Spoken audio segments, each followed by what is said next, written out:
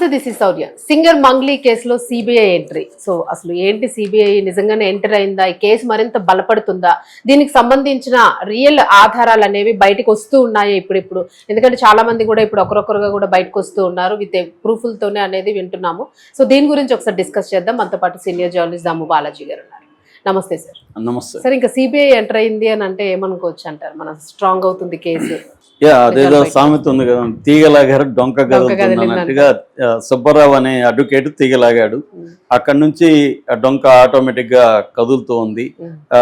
Beginning లో ఈమె వచ్చి మీడియా ముందు చాలా ఎమోషనల్ గా ఒక మెలో డ్రామాటిక్ గా మాట్లాడడం, ఇవన్నీ విక్టిమ్ కార్డు వాడడం, ఇవన్నీ జరిగాయి. కానీ ఆమెకి పెద్ద మద్దతు రాలేదు.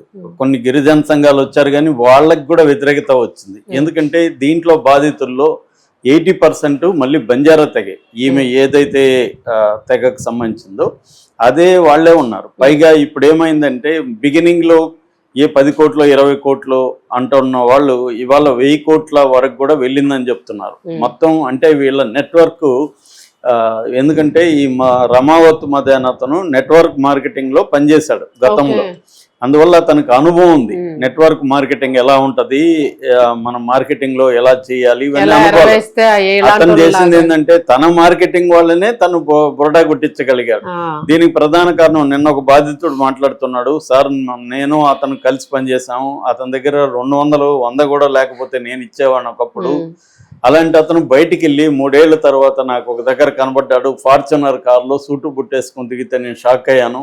వీడు 100 రూపాయలకు కూడా టికానా లేనివాడు ఇవాళ ఇంత ఎట్లా వచ్చిందని నేను షాక్ అయితే, మీలాగే ఉంటే ఎప్పటికీ మీరు ఇట్లాగే ఉండిపోతారు, నాతో కలవండి, నేను కూడా మీకు హెల్ప్ చేస్తాను, మీరు కూడా నాలాగా అవ్వచ్చు అని చెప్పాడు. మాకు కూడా ఆశ ఉంటుంది కదా, అరే మనలో ఒకడు ఇలా అయ్యాడంటే మనం కూడా అవ్వచ్చు అనేది అనుకున్నాను. అక్కడి నుంచి అతను మెల్లమెల్లగా చెప్పి నేనొక్కడే మా ఇంట్లో వాళ్ళ చివరికి నగలు, నా భార్య మా తల్లి వాళ్ళ నగలు, వాళ్ళ తల్లి అయితే బ్యాంక్లో కొంత డబ్బులు సేవ్ చేసుకుని ఉంటే అవన్నీ కూడా అతను తీసుకొచ్చి మొత్తం 18.5 లక్షలు ఇచ్చాడంట. అందులో మ్యాక్సిమం అతను ట్రాన్స్ఫర్ చేసిన ఇవన్నీ రికార్డ్స్ ఉన్నాయి. అట్లాగే డబ్బులు ఇచ్చినప్పుడు కూడా అతను వీడియోలు ఫోటోలు తీసుకున్నాడు. అంటే అతను జాగ్రత్తగానే లీగల్ ప్రొసీజర్ ఫాలో అయ్యాడు.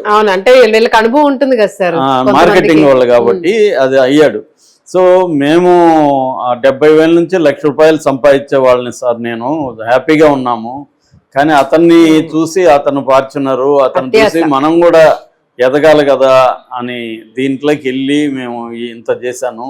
ఇప్పుడు నాకు 1 పైసా రాలేదు, 18.5 lakh నేను పెట్టానని అతను నిన్న కూడా మీడియాతో మాట్లాడి. ఇలా చాలామంది బాధితులు వాళ్ళ పర్సనల్ స్టోరీలు వింటే చాలా బాధేస్తుంది. కాకపోతే మనం చాలామంది ఏంటంటే బాధితుల్ని కూడా విమర్శిస్తారు, మీరు ఎట్లా ఇచ్చారా వాడిని చూసంటే. అతను ఒక ఎలాబొరేట్ స్కీమ్ వేశాడు. పైగా వాళ్ళ ఎప్పుడైనా కూడా ఇలాంటి వాళ్ళు ఏంటంటే తెలిసిన వాళ్ళనే మోసం చేస్తారు, ఫస్ట్ థింగ్. రెండోది, దాంట్లో ఇన్ఫ్లుయెన్సర్లు ఉంటారు కదా టీముల్లో, అంటే ఎవరికి మంచి ఆర్గనైజేషన్ స్కిల్స్ ఉన్నాయి, ఎవరికి సర్కిల్ ఉందో వాళ్ళని పట్టుకుంటారు. వాళ్ళని పట్టుకుని నువ్వు 10 లక్షలు పెట్టిస్తే నీకు గోవా ట్రిప్పు, లేకపోతే ఇంకొక బోనస్ ఇస్తాను, లేకపోతే థాయిలాండ్కి తీసుకెళ్తాను, ఇలాంటి ఇన్సెంటివ్స్ స్కీమ్స్ పెడతారు. సో ఇవన్నీ వీళ్ళకి, ఈ అబ్బాయి పనిచేస్తున్నాడు కాబట్టి కొట్టిన పిండి బాగా స్టడీ చేశాడు, కొంత తన సర్కిల్ని వేసుకున్నాడు. అబ్బాయి కూడా చూడడానికి కూడా బాగున్నాడు కాబట్టి సూటు బుట్టేసుకొని పెద్ద కార్లలో దిగేసరికి అందరూ నమ్మేశారు. నిజానికి ఆ కార్లు అంతా రెంట్లకు కూడా వస్తాయి, పెద్ద విషయం కాదు. అంటే కొంత ఇన్వెస్ట్ ఎవరినో పట్టుకొని ఇన్వెస్టర్ని పట్టుకొని అతను ఒక స్కీమ్ వేసి చేశాడు. లేదంటే స్కీమ్ లో ఉన్న వాళ్ళలోనే ఆ కార్లు ఉన్న వాళ్ళు రోజుకు ఒక కారు తెచ్చుకునే సరిపోతుంది. దాంతో వీళ్ళని ఫస్ట్ చేశాడు. అతనికి తెలుసు మార్కెటింగ్ వాళ్ళని పట్టుకుంటే వీళ్ళు పోయి పట్టుకొని వస్తారు అనేది కూడా తెలుసు. అందువల్ల అతను తెలివిగా ఏం చేశాడంటే, అందుకే ఇది మిగతా వాటికి డిఫరెంట్ స్కామ్ ఇది. సో మార్కెటింగ్ వాళ్ళు ఆల్రెడీ వాళ్ళకి ప్రజలతో సంబంధాలు ఉంటాయి, ప్రజల్ని ఎలా ఇన్ఫ్లుయెన్స్ చేయాలి ఇవన్నీ మార్కెటింగ్ టీంకి ఉంటుంది. వాళ్ళని ఇతను పట్టుకోవడం ద్వారా ఇతనికి ఈజీ అయింది వర్క్, వాళ్ళే పోయి చేశారు మొత్తం.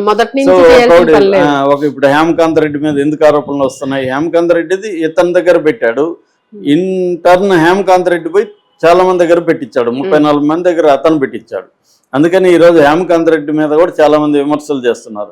అంటే సబ్ ఏజెంట్ని తను పెట్టుకున్నాడు, వాళ్ళకి ఇన్సెంటివ్లు ఇవ్వడం, వాళ్ళకి ఇన్సూరెన్స్లు అనడం, ఇంకోటి ట్రిప్పులు అనడం, మంచి మంచి హోటల్లో భోజనాలు పెట్టించడం, ఇవన్నీ చేశాడు ఒకటి. రెండవది ఇతను మేబీ మంగళి కమ్యూనిటీ కావడం, మంగళి వాళ్ళతో ఆల్రెడీ కొంత ఏమన్నా సంబంధాలు ఉండడం, దాన్ని ఉపయోగించుకుంటే మనకు బాగుంటుందని ఎప్పుడైనా కూడా ఇలాంటి వాళ్ళు ఒక పాపులర్ ఫిగర్లని ఉపయోగించుకుంటారు నమ్మించడం కోసం. అలాగే ఇతను కూడా మంగ్లీని ఉపయోగించుకున్నాడు. మంగ్లీకి ఎంత రోల్ ఉందో మనకు తెలియదు. ఏదేమైనా మంగ్లీ కూడా ఇతనితో ఉంది, మంగ్లీ చెల్లెల్ని పెళ్లి చేసుకుపోతున్నాడు, ఇవన్నీ కూడా నమ్మించగలిగాడు. నమ్మారు కూడా, ఎందుకంటే మంగ్లీ ప్లాట్కి తీసుకెళ్ళాడు, మంగ్లీతో ఫోటోలు ఉన్నాడు, మంగ్లీ తమ్ముడు ఇతనితో ఉన్నాడు, ఇవన్నీ చూసి వాళ్ళు నమ్మారు. వాళ్ళేమీ అమాయకంగా ఏం పెట్టేయలేదు, అంటే వాళ్ళని నమ్మించే విధంగా ఇతను చేయగలిగాడు. సో దాంతో వాళ్ళు పెట్టారు. సో పెట్టినప్పుడు ఇప్పుడు ఇదంతా బయటకు వచ్చిన తర్వాత రేవంత్ రెడ్డి ప్రభుత్వం త్వరగానే స్పందించిందని చెప్పచ్చు. ఎందుకంటే సిఐడి నేసింది, సిఐడి రంగంలోకి దిగింది. నల్గొండలో ఆల్రెడీ చాలా మంది కేసులు పెట్టారు. ఆ కేసులన్నీ ఇప్పుడు సిఐడికి ట్రాన్స్ఫర్ అయినాయి. కొంతమంది 60 కేసులు అంటారు, నిన్న ఒక ఆయన 300 కేసులు అంటున్నాడు. ఎన్ని కేసులు అనేది మనకి క్లియర్గా తెలియదు. అంటే ఇక్కడ ఇలాంటి స్కాములు జరిగినప్పుడు ప్రభుత్వ పాత్ర మీద మనకు అనుమానాలు వస్తాయి. ఎందుకంటే ఇప్పుడు జరిగింది ప్రభుత్వం నుంచి, హోంశాఖ నుంచి ఎవరో ఒకరు ఈ మొత్తం కేసులు ఎంత, దీని డీటెయిల్స్ ఎందుకు మీడియాకి చెప్పలేదు ఇప్పటి వరకు. మనోళ్ళు పోయి మీడియా పోయి ఎవరినో గొట్టం పెట్టి అడిగితే అక్కడ వరకు మాట్లాడతారు తప్ప, దీంట్లో కోఆర్డినేటెడ్గా హోంశాఖ నుంచి ఇదండి స్కామ్ జరిగింది, ఇలా జరిగింది, ఇప్పటి వరకు ఇన్ని కేసులు నమోదైనాయి, ఇంతమంది బాధితులు ఉన్నారు, లేకపోతే ఒక హెల్ప్ లైన్ పెట్టి బాధితులందరూ హెల్ప్ లైన్కి ఫోన్ చేయండి, డీటెయిల్స్ ఇవ్వండి, ఒక డెస్క్ పెట్టి చేయొచ్చు కదా, ఇది పెద్ద స్కామ్ కదా. కానీ అది చేయదు అనమాట ప్రభుత్వం అనేది. అది చేయకపోవడం వల్ల ఇన్ని రకాల స్టోరీస్ ఎందుకు వస్తున్నాయి, ప్రభుత్వం దీని మీద పట్టేది. మనం చాలాసార్లు చెప్పుకున్నాం, క్రైములు జరిగినప్పుడు కూడా ప్రభుత్వం స్పందించి, పోలీస్ శాఖ స్పందించి మాట్లాడిన చోట దాని నుంచి మళ్ళీ ఫర్దర్గా స్టోరీస్ పుట్టవు. సో ఎందుకు ఇది లాగబడుతుందంటే క్లియర్గా ప్రభుత్వం యొక్క అలసత్వం కనబడుతుంది. ఓన్లీ సిఐడిని వేసి దులుపుకున్నారు. ఇంకొక పక్కేమో ఎకనామిక్ అఫెన్సెస్ వింగ్ ఉంది. అంటే ఎన్ని ఇన్వెస్టిగేటివ్ ఏజెన్సీలు, స్కామ్ ఒకటే, బాధితులు ఉన్నారు ఒకే స్కామ్లో, వాళ్ళని మోసం చేసిన వాళ్ళు ఒకే బ్యాచ్. ఇన్ని ఎందుకండి ఇన్వెస్టిగేటివ్ ఏజెన్సీలు? అంటే ఇది కనిపించేయడానికి తప్ప దీని మీద ఒక సిట్ వేయచ్చు కదా, క్లియర్గా సిట్ వేసి సమగ్రంగా సిట్ ఇప్పటి వరకు ఎవరెవరు బాధితులు ఉన్నారు, ఎంతమంది ఉన్నారు, ఎంత డబ్బులు ఇన్వాల్వ్ అయినాయి, దీంట్లో మంగ్లీ పేరు ఎందుకు వచ్చింది, ఇవన్నీ చెప్పారనుకో. ఎందుకంటే ఇది స్టార్ట్ అయ్యి కూడా 2-3 నెలలు అయింది, ఇప్పటి వరకు అది ప్రభుత్వం నుంచి లేదు. అందుకని ఇప్పుడు ఏం చేస్తున్నారంటే మనకు తెలిసి 2 ఇన్వెస్టిగేటివ్ ఏజెన్సీలు పనిచేస్తున్నాయి. ఒకటి సిఐడి, రెండోది economic offences wing Cyberabad. So Cyberabad DSP Muthamreddy మాత్రమే కొంత, అది కూడా మీడియా వెళ్ళినప్పుడు మాట్లాడాడు, అది కూడా వేగ్గా ఉంది. ఆయన మాట్లాడిన దాంట్లో ఫర్ ఎగ్జాంపుల్ ఆయనకే క్లారిటీ లేదు. శివ అనే చౌహాన్ అంటే శివ చౌహాన్ వీళ్ళ తమ్ముడా వేరే అతను అనేది కూడా డిఎస్పీకి క్లారిటీ లేదు. అది మాట్లాడుతున్నారు తప్ప సీరియస్నెస్ కనబడలేదు. ఇటు సిఐడి అయితే ఇప్పటి వరకు దీని మీద ఏమీ ఒక ప్రెస్ మీట్ కానీ దీని మీద మాట్లాడడం కానీ ఏమీ లేదు. సో అంటే బాధితులు ఎక్కడికి పోవాలి, మీడియాకు వచ్చి ఏం చేస్తారండి? బాధితులు మీడియాకి రావడంలో ఉపయోగం ఉంది. ఒక హెల్ప్ లైన్ పెట్టి బాధితులందరూ దీంట్లో కంప్లైంట్ చేయండి వచ్చి అని చెప్తే, వీళ్ళందరూ వెళ్ళి అక్కడ డీటెయిల్ మీ దగ్గర ఉన్న ప్రూఫ్స్ ఇవ్వండి అని పెట్టారనుకోండి, అందరూ ప్రూఫ్స్ ఇస్తారు. ఒక ఇన్వెస్టిగేటివ్ ఏజెన్సీ ఉంటే దాని దగ్గరికి వెళ్తారు. ఇది పబ్లిష్ చేసి వీళ్ళు చేయాలి. బాధితుల కేంద్రంగా ఉండాలి. ఇది లేదు, అసలు ఆమె కేంద్రంగా చర్చ మారిపోయింది. మంగ్లీకి బాగా ఉందా లేదనేది సెకండరీ.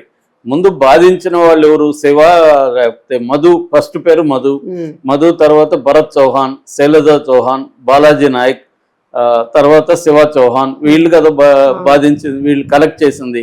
వాళ్ళ చుట్టూ వాళ్ళని ఇప్పటి వరకు పట్టుకోకపోవడం ఏందండి? ఒక్క మధువుని మాత్రం పట్టుకున్నాం, మిగతా మంది బయటకు వస్తున్నా కూడా వాళ్ళని ఇంతవరకు పట్టుకోలేదంటే అది కూడా విచిత్రంగా ఉంది. పోలీసులు తలుచుకుంటే పెద్ద పెద్ద వాళ్ళు క్రిమినల్స్ అన్నంత, ఇప్పుడు అదేది సోషల్ మీడియాలో పోస్టులు పెడితే మాత్రం ఎక్కడున్నా పోయి పట్టుకుని లాక్కొని వస్తున్నారు.